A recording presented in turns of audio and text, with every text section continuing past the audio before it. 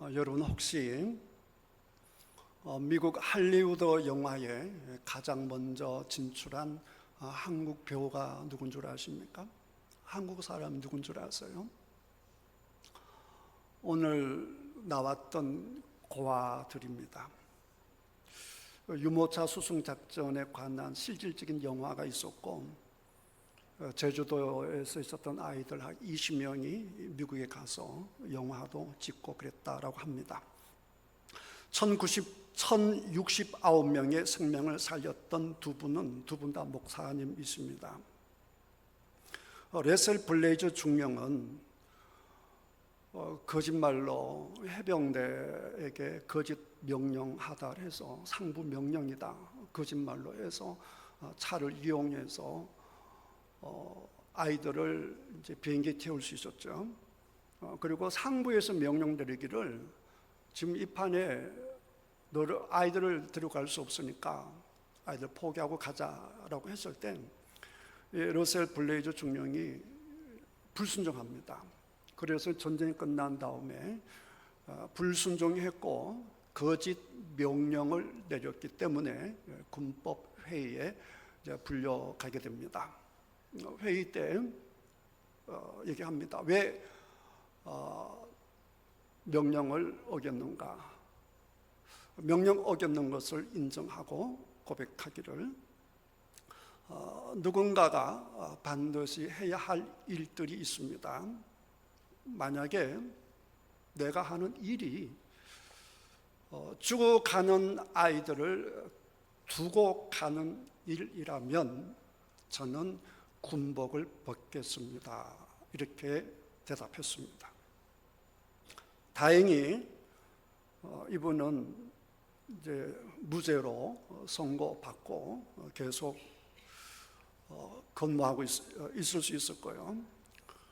그 다음에 이제 조종사도 역시 목사님이신데 이 목사님에게는 아픔이 있었습니다.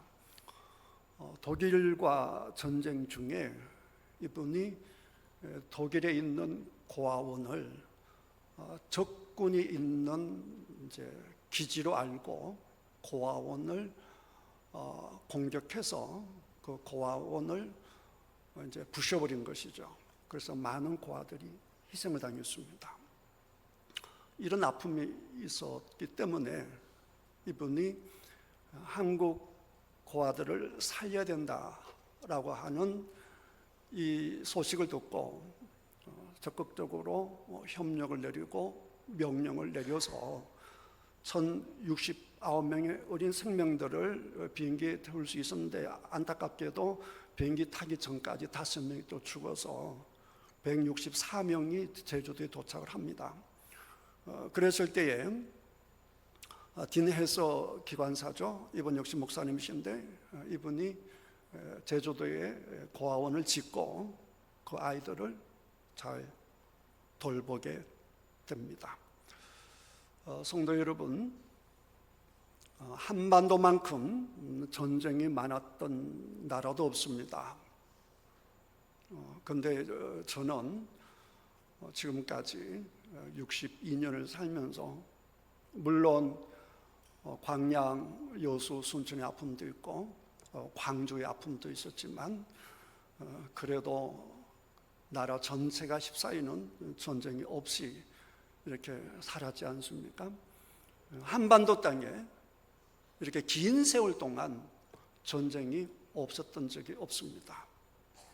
그리고 지금 대한민국은 놀랍게도 세계에서 7위 혹은 8위 모든 면에서 10위 안에 드는 어마어마한 잘 사는 나라가 되었습니다. 영상을 보실 때 여러분 기억에 남는 한 소녀의 기도선을 보셨나요?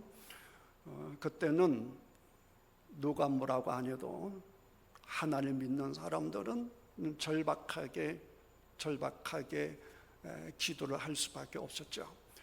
50년대, 60년대, 70년대까지만 해도 우리 한국 교회는 정말 간절했고 예절했고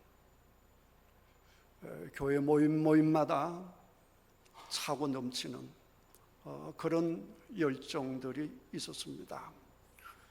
일제시대 때 우리 한국 기독교사를 공부해 보면 겨울이 되면, 농한기가 되면 무려 30일, 40일 연속해서 집회를 하고 말씀을 배운 그런 기록들이 있습니다. 여러분, 요즘에는 선교사님들의 영상을 다 칼라로 복원해서 유튜브에 올려놓고 그러지 않습니까? 그 한 영상을 보면 평양에서 사경회를 하는데 성경을 풀어서 강의하는 집회를 사경회라 하죠. 목포에서 평양까지 사경회에 참석하는 여인들의 모습을 지금도 영상으로 볼 수 있습니다. 제가 어릴 때만 해도 새벽 예배 1시간씩, 2시간씩 걸어오시는 분들 많았습니다. 왜 오전 11시 예배 드린 줄 아십니까? 멀리서 오신 분들 서너 시간씩 걸어서 예배에 다 참석해야 했기 때문에 11시 예배 드리는 거예요. 그렇게 열심히 예배 드렸는데 제 기억으로는 교회 부흥회를 하면 토요일까지 해드렸습니다. 새벽 예배, 오전 예배, 저녁 예배 다 드렸죠. 그러면 부흥회하는 교회뿐만 아니라 주변에 모든 교회들이 다 동참을 했습니다. 자신의 교회는 말할 것도 없고 주변의 모든 교회들이 다 동참을 해서 교회가 차고 넘쳐서 저같이 어린 아이들은 전부 다 강대상 위에 올라와서 강대상에서 부흥에 참석하고 그랬습니다. 그랬던 것들이 월요일에서 금요일까지, 월요일에서 목요일까지, 월요일에서 수요일까지, 그런 날부터는 새벽 예배만, 또 저녁 집회만 이렇게 보였고, 지금은 거의 대부분 교회가 부흥회를 하지도 않습니다. 30일, 40일 거쳐서 성경 공부하자고 달려들었던 그 열정은 다 사라지고, 일주일에 한 번 성경 모임 하는 것도 시간이 없다고, 힘들다고 하지 않는 지금 그런 한국 교회가 되어 버렸습니다. 저 6.25 때만 해도 눈물을 흘리며 가슴을 치며 하나님 살려달라고, 군대 나간 전쟁 가운데 있는 우리 아들 살려달라고, 내 남편 살려달라고, 우리 아빠 살려달라고 그렇게 기도했습니다. 50년대 교회들마다 구국재단을 쌓고 어려운 나라를 위해서, 어려운 자신들을 위해서, 굶어가는 아이들을 위해서 그렇게 기도를 했습니다. 하나님밖에 미워 달릴 게 없었기 때문에 그랬죠. 그게 불과 70년 전이고, 불과 60년 전이고, 불과 50년 전입니다. 그런데 지금은 모든 것이 풍족해져서 하나님을 찾지도 않고, 간절함도 없고 애절함도 없는 그런 상태가 되어버렸습니다. 한국 교회만 그런 게 아닙니다. 성경에서도 그 모습을 볼 수 있습니다. 지금 새벽에 고린도전서를 보고 있는데요, 바울이 고린도 교회를 개척한 것이 2차 선교 여행 때였습니다. 그런데 3차 선교 여행 때 들리는 소식이 개척한 고린도 교회가 문제가 많다는 겁니다. 불과 2년밖에 안 지났는데 불과 2년 만에 문제투성이 교회로 바뀌어버립니다. 그게 사람들입니다. 오늘 성경에 읽는 에베소 교회를 보면, 에베소 교회는 저는 사도행전에 나타난 교회 중에 가장 멋진 교회, 가장 위대한 교회가 저는 에베소 교회라고 봅니다. 왜냐하면 에베소 교회는 먼저 말씀에 기초가 있었고요, 바울이 가서 기도함으로, 안수함으로 12명이 성령 충만함을 받아 교회를 개척하게 됩니다. 그곳에서 바울이 3개월 동안 안식일이 되면 회당에 가서 말씀을 전했습니다. 그랬더니 그 말씀에 아멘하는 사람이 나타나는가 하면 바울에게 시비를 걸고 공격하고 회방하고 박해하는 자들이 나타납니다. 그러니까 종교적인 것들을 가르치면 그런 반응이 없는데 영적인 것을 가르치고 성령의 가르침을 전하게 되면, 살아있는 복음을 전하게 되면 언제나 반발이 나오게 되어 있습니다. 육적인 사람들이, 전통적인 사람들이 견디지를 못하는 겁니다. 그래서 어쩔 수 없이 쫓겨나다시피 한 바울이, 그럼 우리 함께 성경 공부할 사람 모여, 이렇게 해서 사람들이 모였고요, 매일 성경 공부를 합니다. 무려 2년 동안 그렇게 세운 교회가 에베소 교회였습니다. 그렇게 말씀을 열심히 가르치고 말씀을 배우고 하니 우리 하나님께서 그 지역에 어마어마한 일들을 일으켰습니다.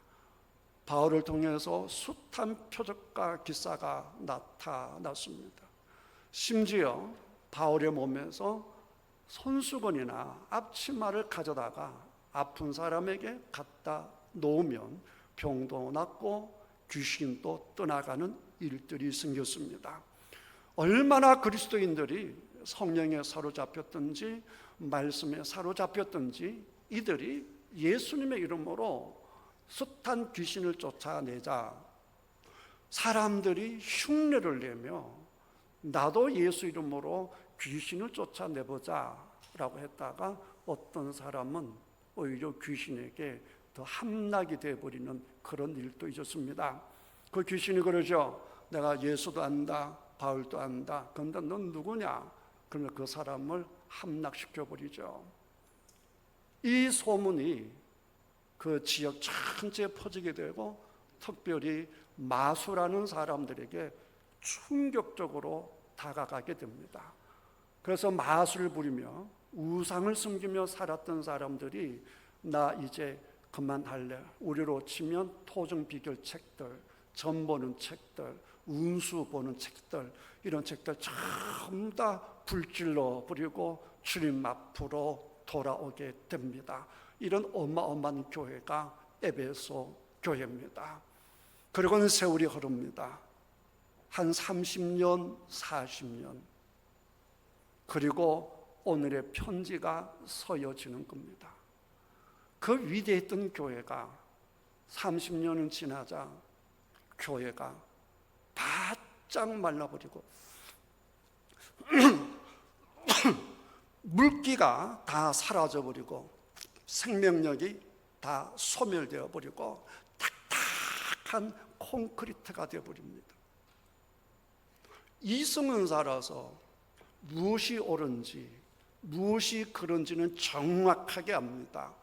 그래서 이단에게 휩쓸리지 않습니다. 그리고 열심도 있습니다.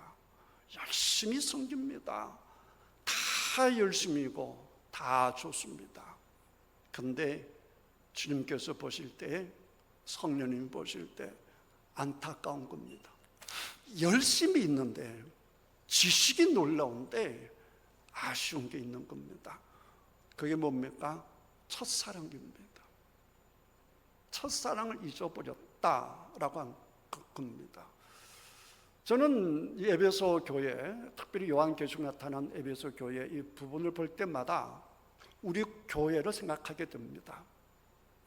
우리 교회만큼 열심인 교회가 없고, 우리 교회만큼 말씀에 건강한 전통에 반듯하게 써 있는 교회도 없습니다. 하지만 과연 내 안에, 우리 교회 안에 주님을 사랑하는 그 사모함은 과연 있는가? 라고 하는 것입니다. 주일 오전 예배에는 이 정도 모이는데 오후 예배가 되어버리면 숫자는 거의 다 줄어버립니다. 수요 예배는 사람 보기가 힘듭니다. 간절한 기도도 없고 애통함도 없고 살만하니 그냥 지나가는 겁니다. 문제는 주님께서 우리들을 바라보실 때 과연 나에게 주님을 향한 믿음이 있는가라고 하는 겁니다. 껍데기만 있어 가지고는 나라를 지켜낼 수가 없습니다. 러시아가 공산당에 무너질 때 러시아는 기독교 국가였습니다. 러시아는 전통적인 기독교 국가였습니다. 신학이 있었죠. 전통이 있었습니다. 그렇지만 그들은 하나님을 사랑하지 않았고 백성을 사랑하지 않았습니다. 가난한 백성들이 굶주려 가는데도 하나님 앞에 입어야 할 성직자의 옷 색깔이 어떤 색깔이어야 되는가, 속옷은 어떻게 입어야 되는가, 이런 데만 신경을 썼습니다. 배고팠던 사람들 견디지 못하고 혁명을 일으킨 것이 공산당 혁명입니다. 그렇게 해서 러시아가 나라를 잃고 맙니다. 일제시대 때, 6.25 때 이 나라를 살린 사람들은 한국의 기독교인들이었습니다. 예수님 믿지 않는 사람들도 인정을 합니다. 일제시대 때, 6.25 때 험난한 세월 속에 한국 교회는 깨어 있어서 내가 배고프고 내 자식이 배고프고 교회가 힘들어도 나라와 민족을 위하여 기도하고, 그러면서 지도자들을 키워내고 나라의 갈 길을 제시하며 사회보다 국가보다 앞장서서 우리를 따르시오, 그렇게 인도했던 곳이 교회였습니다. 주님을 사랑할 때 나타나는 자연스러운 열매들입니다. 근데 주님을 사랑하지 않게 되면 전부 껍데기만 남게 되는 겁니다. 유교가 다시 일어나지 않는다라고 하는 것은 아무도 모르고요, 내일 통일이 될 수 있는 것도 아무도 모릅니다. 분명한 것은 6.25 전쟁이 일어난 것도 앞으로 전쟁이 일어나는 것도 우리의 의지와 관계없이 얼마든지 발생할 수 있습니다. 미국 때문에 전쟁이 일어날 수 있고 러시아 때문에 일어날 수도 있고, 그냥 김정은이가 자기 정권을 지키기 위해서도 전쟁이 일어날 수가 있고, 아니면 대한민국의 어떤 사람이 자기의 권력을 유지하기 위해서 전쟁을 일으킬 수가 있고, 숱한 전쟁사를 보면 정당한 전쟁, 반드시 일어나야 할 전쟁들은 별로 없습니다. 그냥 충분히 안 일어날 전쟁들이 얼마나 많이 일어났는지 모릅니다. 그러니까 지금 이 순간에 숱한 나라들 중에서 유일한 분단 국가는 대한민국입니다. 이런 나라가 없습니다. 이런 상황이라고 하면 한국교회가 깨어 있어야 합니다. 나라를 생각하고 이웃을 생각해야 됩니다. 여러분, 그런 첫사랑이 회복되는 우리 교회가 되었으면 좋겠습니다. 껍질만 가지고는 그리스도인의 삶을 살 수 없습니다. 모든 것을 알고 행동에 반듯했던 사람들이 바리새인들입니다. 예수님은 화 있을진저 그랬습니다. 예수님은 그들을 공격했습니다. 차라리 하나님을 잘 모르고 성경을 잘 몰랐지만 예수님 소문 듣고 배고프면 배고픈 대로, 아프면 아픈 대로 주님 앞에 달려왔던 사람들을 우리 예수님은 다 만나주시고 먹을 것을 주시고 아픈 것을 치유해 주셨습니다. 사랑하는 성도 여러분, 오늘 요한계시록에 보시면 우리 예수님께서는 성도들을 붙들고 계십니다. 특별히 주님의 일을 하는 사람들을 붙들고 계신다라고 했습니다. 그리고 주님께서 말씀하십니다. 아신다 그랬습니다. 성도들을 붙들고 주의 일꾼들을 붙들고 교회 안에 거하시는 주님께서 여러분을 다 아신다라고 했습니다. 여러분들이 정말 주님을 사랑해서 하는 것 우리 주님께서 아시는 줄 믿습니다. 우리 주님을 모르는 채 그냥 일하는 것, 그것 또한 주님께서 아십니다. 다 아신다라고 했습니다. 안타깝게 우리 주님은 성령님을 통하여 사도 요한을 통하여 에베소 교회들에게 그리고 오늘 우리 태인교회 성도들에게 이렇게 말씀하십니다. 그러므로 어디서 떨어졌는지를 생각하고 왜 첫사랑을 잃어버렸는지를 생각하라라고 하는 것입니다.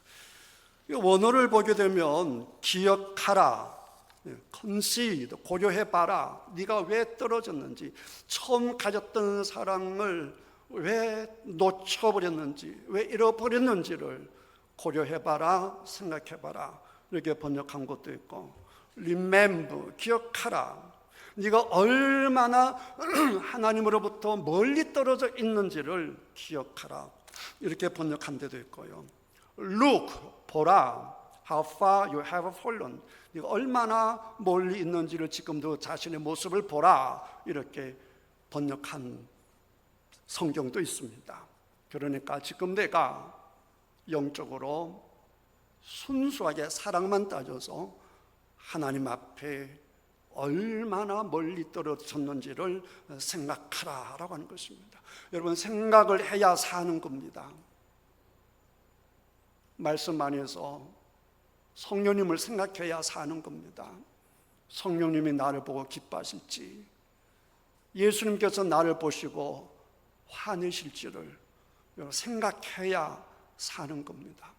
내가 어디 있는지를 봐야 되는 겁니다. 우리 각자가 주님 앞에서 자신을 볼 수 있는 은혜가 있기를 주님의 이름으로 축복합니다. 내 자신을 보셔야 됩니다.